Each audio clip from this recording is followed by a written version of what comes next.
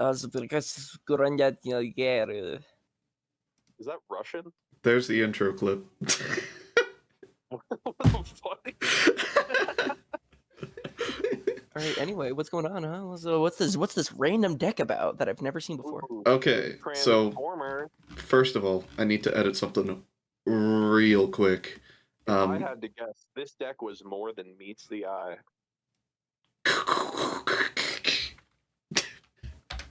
That's my sound best. I make when I get hard. Because a new card came out in Foundations that I gotta add because it's another legendary token. So, just by that, this entire deck is built around legendary tokens. I see. Interesting. It's weird. It sounds weird, but I respect it.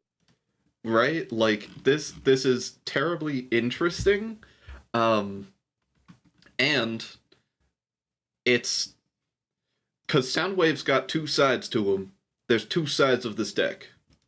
Okay. First one is the backside of Soundwave, actually, where makes legendary tokens when you cast an even or odd mana value, right? Awesome.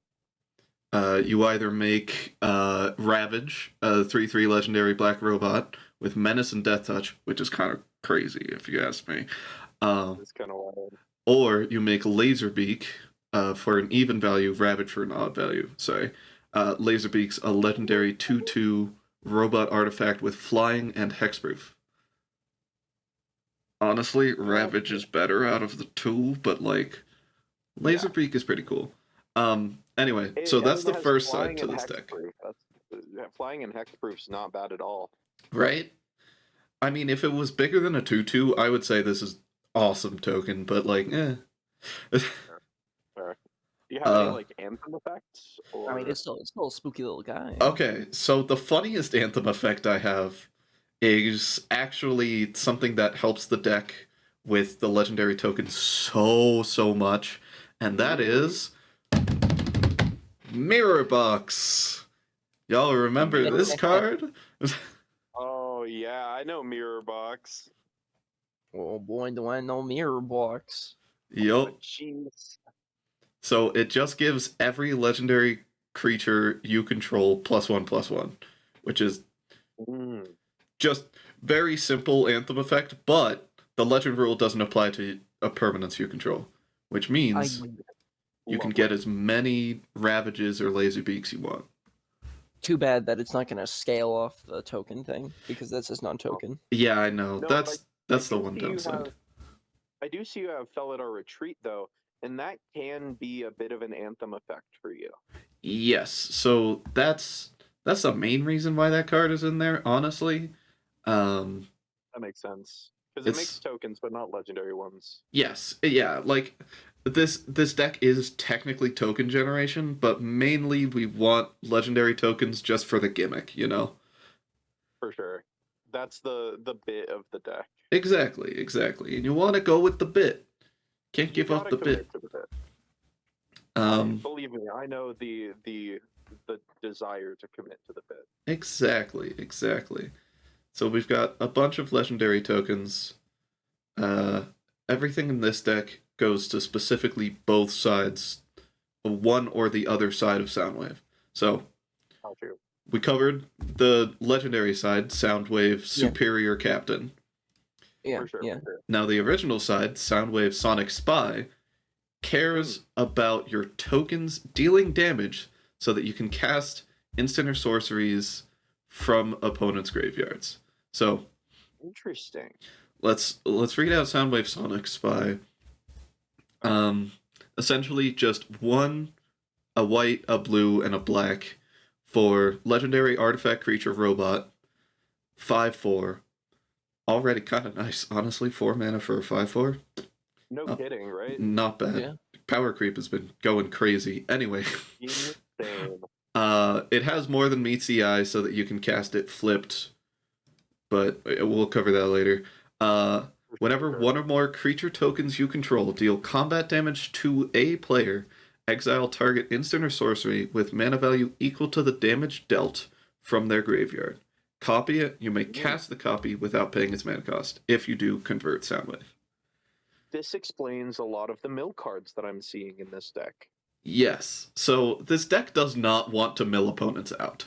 I just want to say that right off the bat. We don't want to mill opponents out because we want to use opponents. Oh, they're your cash cow. Exactly. I see. Infernal Genesis is a card that covers both the base of token generation so that you can get that token damage and mill. This card is wild. It's 4 generic mana, 2 black for an enchantment. Infernal Genesis. It says, beginning of each player's upkeep, that player mills 1, and then you get X 1/1 black minion creature tokens, where X is that card's converted mana cost. I love it. So That's not awesome. only are you milling out opponents, but you're also getting tokens, and so are opponents, right? Like, Yeah. kind It's of kind of some niceties. I can respect it. It's like it's That, it's mill, but like you're getting stuff out of it. Everyone's it's a getting real, stuff. it's a real gamer move, you know. It is. Exactly. It's nice giving them blockers to give them false sense of confidence, and you say, "Hee, I actually have a flyer." Exactly. Laserbeak is great. I'm liking the inclusion of Ratadrabic too. Like that is gonna be crazy good for you. Yeah, so Ratadravic is actually kind of crazy for this deck, just simply Right? because of the last ability. Everything No else kidding. kind of doesn't matter. But We did it, guys. We broke Ratadrabic. yeah, right. But like considering that we can make tokens that's a copy of our tokens, except it's not Beautiful. legendary. Like, come on. Beautiful. Infinite Ravages, infinite Laserbeaks, infinite Avacins. If you see. Infinite the Mind Skinner. Oh, God. The Mind Skinner. Like, you're just like, there's so many things that you can do with this deck, but it's like, it's all working together. Yeah.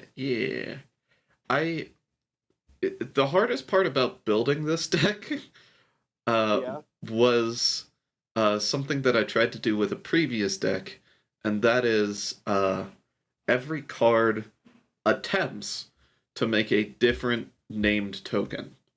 Now we've got a couple zombies. Yeah, that's a little. Speaking as someone who's been trying to perfect the Esper tokens deck for at least 5 years now, it's hard not to get zombie tokens when you have blue, black, and white. Anyway, you asked about token anthems, and Yeah. there's not a lot of them, at least that give like +1/+1 or +2/+2, but there is ones that do more terrifying things. Even Wind Guide is 2 generic, a white and a blue, 2/3 with flying and vigilance. Oh my god. Creature tokens you control have flying and vigilance. Oh, that's so good. And then it has Embalm for 4 generic, a white and a blue. If you don't know what Embalm does, basically you can just exile the card from your graveyard and create a token copy of it, except it's a zombie. Yeah. Oh my god. That's really good. Nice. If you get your Idol of Oblivion off on that last bit, then now you just have a 10/10 flying vigilance. Oh god. The giving stuff flying and vigilance is so underrated. Like I admit I've passed up Aven Wind Guide several times while trying to build the Esper tokens decks that I've built in the past, and it's so good. I really should not pass it up as much as I do. I have a funny card in here that's Ooh, teamwork. do Uh, share. if you guys have never heard of Join Forces, the ability, Oh. it's because it's only been printed on 5 cards. Um, Oh. so there's this card called Shared Trauma. It's 1 black, and you'll see why. It's a sorcery that says Join Forces. Oh, Starting with you, each player may pay any amount of mana. Then each player mills X equal to the amount of mana paid this way. my Oh, God. I like the idea of it though. I It's love it. It's interesting. teamwork. Yeah, for milling everyone out. Yeah. It's Hey kind of like guys, it's a good opportunity for your opponents to just be like, "Hey, actually, let's fuck over this one guy because I can handle the mill.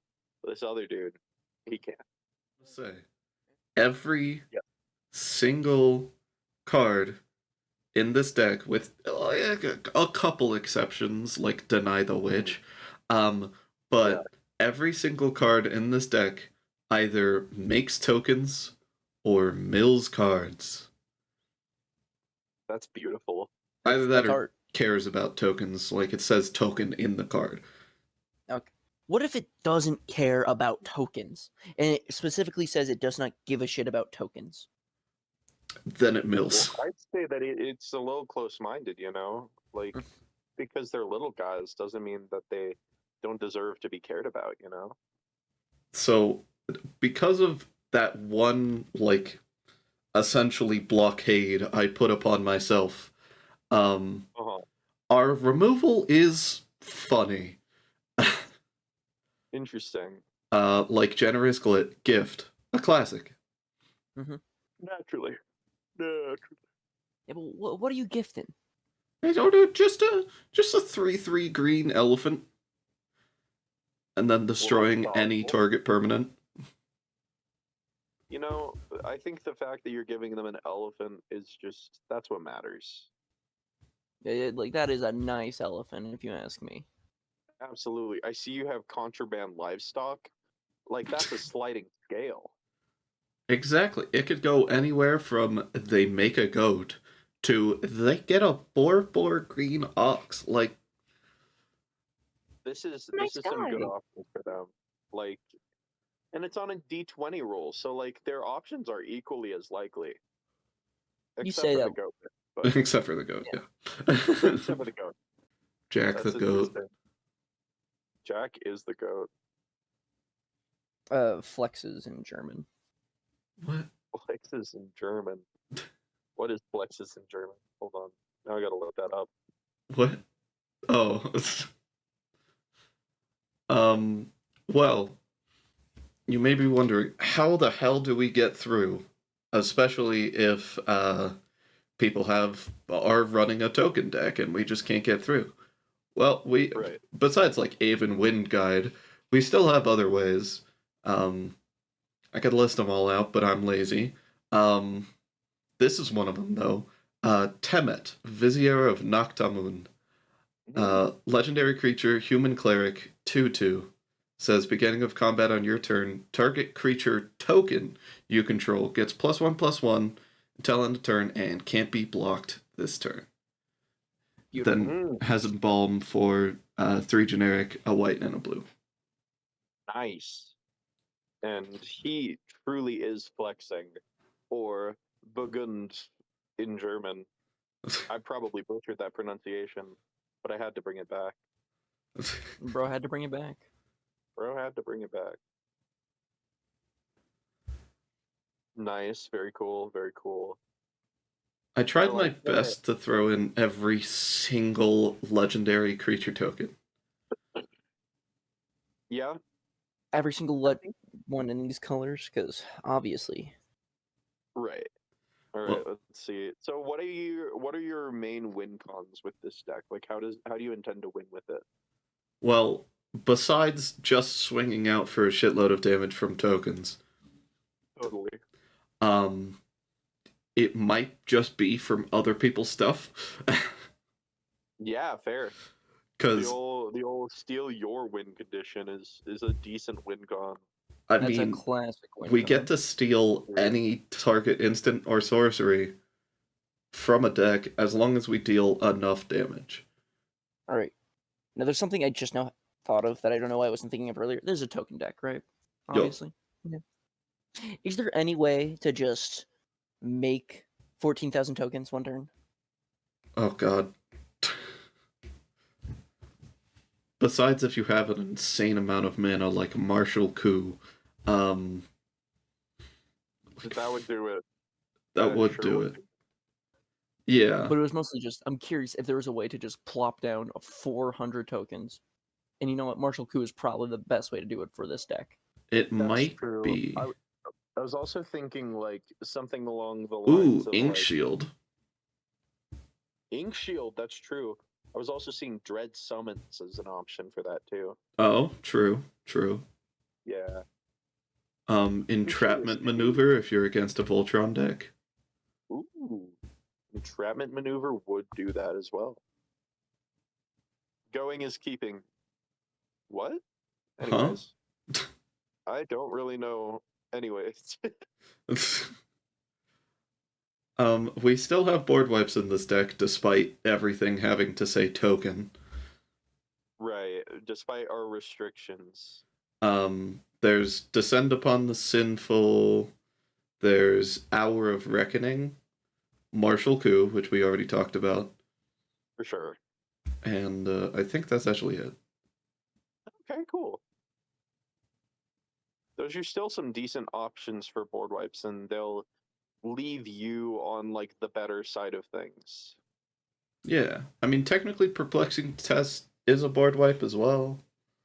It's a instant. Yeah, in a way, it is a board wipe. Yeah.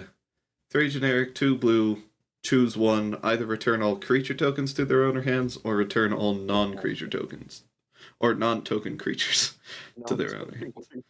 It's a small change, but it is an important one. Yes, it's not token non-creatures.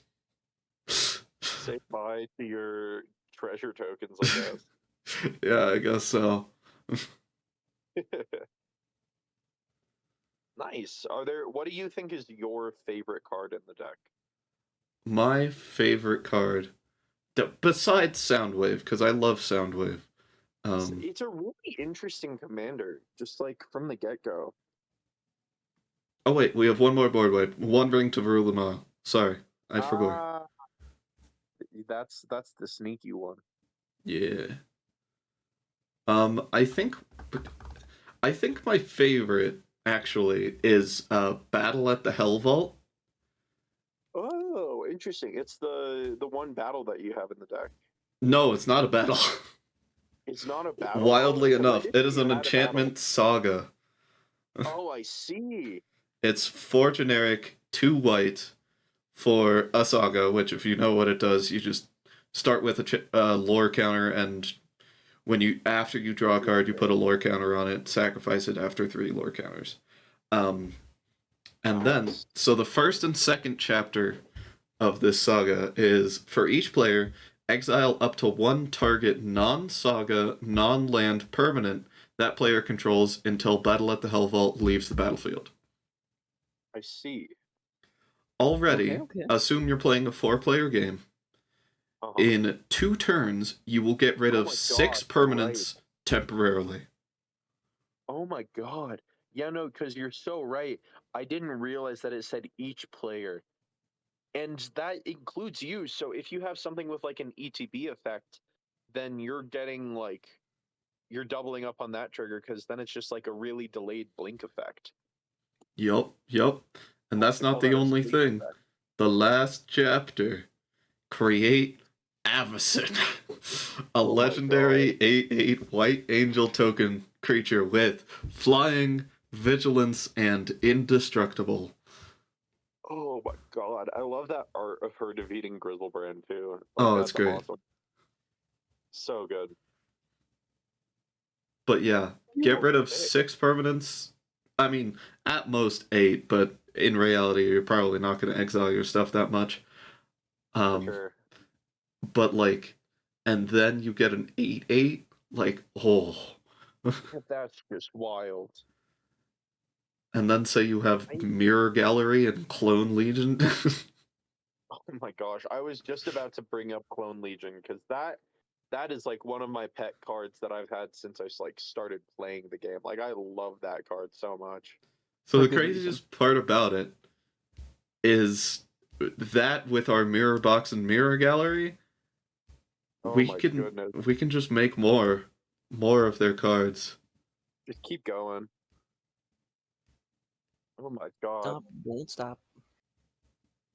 Can't stop. Won't stop. My favorite token Yep, in couldn't this put it over deck myself. is Jumble What's your favorite? Bones.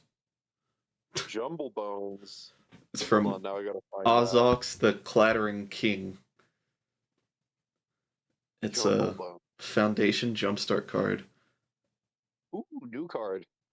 2 generic, a black, legendary creature Skeleton Noble for a 3/2 that says, can't block.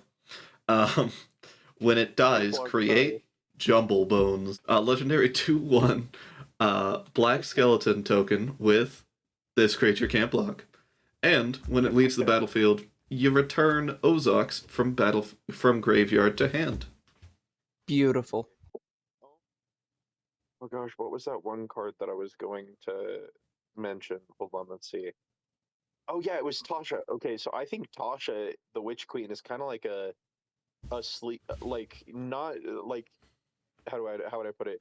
Like she's like secretly like crazy good for this deck. She does everything she needs to and really supports the commander. No kidding, right? Like you're making tokens, you're stealing your opponent's stuff, and in a sense, you're like, oh no, you're not milling. I read that wrong. But like, even still, like that's just like one thing missing from what you want to be doing. Well, you already have so much mill kind of going into this that alone is just gonna Yeah, give you extra resources and a reason to mill. totally. Yeah, no, like stuff with like psychic corrosion and the patient rebuilding that you got there is just like nice static mill. But even then, like we've already talked about the Mind Skinner. We've got Ruin Crab. Like you've got a decent like mill suite here, and so like you're just gonna have options to pick from with like Tasha. No, but the other thing you need to remember is that Tasha says for each opponent. So if My you're playing a gosh, I keep 4-player game, forgetting. Oh, the eaches keep getting me because that's gonna. Oh God. that's gonna instantly give you Oh, so many more options. oh my God. That's crazy.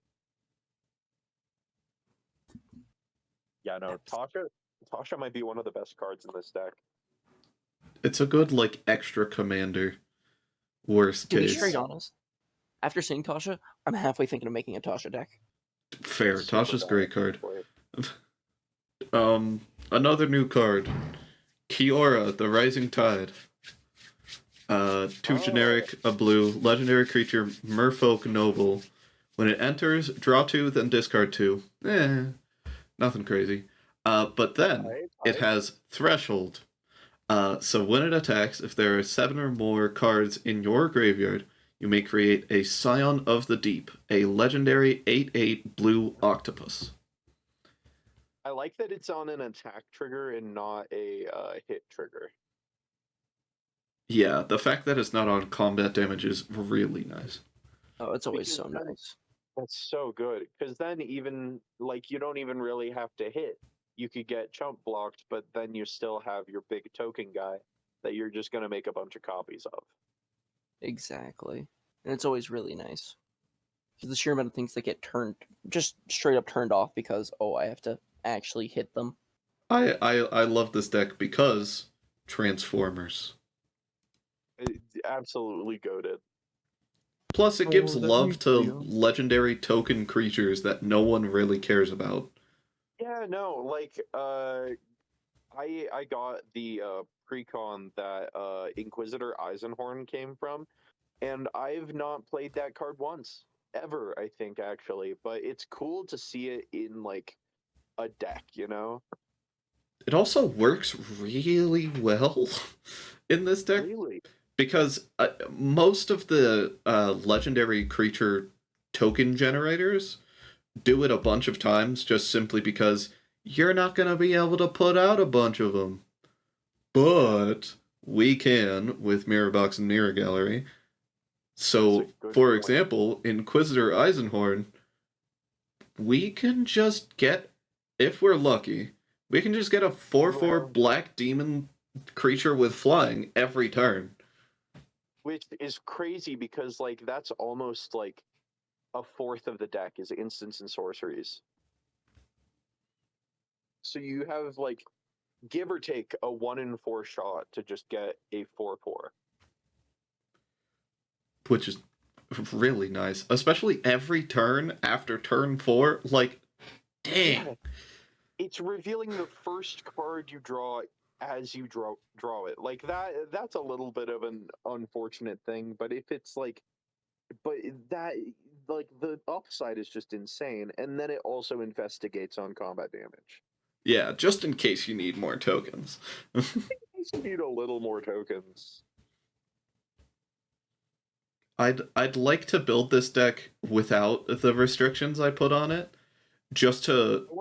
I at least want to see you design it, you know? Yeah, just to make like a basically copy clone legendary creature deck. And I think it works really well on like a relatively decent budget. Like, I mean, between like the TCG player to Card Kingdom range, you're looking at like $70 to $93. Like, for a commander deck, that's pretty decent. Gotta love less than $100 commander decks. Less than $100 commander decks, my beloved. And there's even just like just a couple of culprits that are like driving the price up a little bit more. Like the Kiora is like a $7 card, give or take, but it's like a great card for the deck, and the deck is still under $100 with that in it. But like, that's also not the hardest one to like swap out to if you were like looking to make it a little bit more budget. I mean, honestly, if you want this deck to be like decently budget, just make it a token deck instead of a legendary token deck. You're not wrong. And either way, this deck is still really damn well. Yeah, anything under $100 is budget. Let's be straight honest. That's true. Totally. That's true. At this point in the Magic economy, 100%. I remember when budget was $50. I know, right? Now super budget is $50. You remember when people could make like commander decks for $25? You remember those days? Yeah. It's insane. It's insane. You know what'd be a funny way to kill people with this deck? I'm so curious. Funny, quirky way to kill someone with this deck. Deny the Witch. Oh my god. So it's one generic white, blue, black instant that says counter target spell, activated ability, or triggered ability. Okay, counterspell. Oh, right. And then its controller loses life equal to the number of creatures you control. I just love the card. I love it so much. It's such a funky little counterspell that like also acts as kind of like a reverse Rakdos charm. Yeah. It's a silly little card, and this heresy cannot stand. This heresy is bullshit. We do not appreciate this heresy in this house. Bro, if you come into my house and start spreading this fucking heresy, I swear to God, we hail the God Emperor in this house. I'm denying the witch right now, like as we speak. And so now you have to lose life equal to the number of creatures I control, so... Yeah, but I denied your fucking witch of your denying a witch. Well, okay, fine then. I guess I'm dead. Imagine denying the witch. Oh my gosh. Everyone at the table is playing blue, white, black, and all has to deny the witch. Deny the witch. Alright, for our first gameplay episode, it's only Esper decks. And all of them have deny the witch. I'm down. Let's do it. But yeah, I like this deck. I like it. Yeah, it's a neat deck. I really like the way that you took Soundwave. I took it a fucking weird route. I will be completely honest. Like, I doubt literally anyone did exactly what I did. Like, the fact love that to I think have that there's like 3 restrictions on this deck is insane. I'd love to just see like an alternate timeline where someone else is like, you know what? I'm also going to just make a Soundwave deck that is only mill and legendary creature tokens. I just want to point out, if viewers, if you're looking at this deck on Tapped Out, I want you to scroll down and look at how many different tokens this deck makes. I've been looking at it this entire time. It's so great. Or does it say how many tokens it makes? Just very, scroll very down almost all the way to the bottom, and then it says right next. Holy shit, that's a lot of words. Too bad I ain't reading them. There is a lot of I'm tokens. looking at them all. I love it.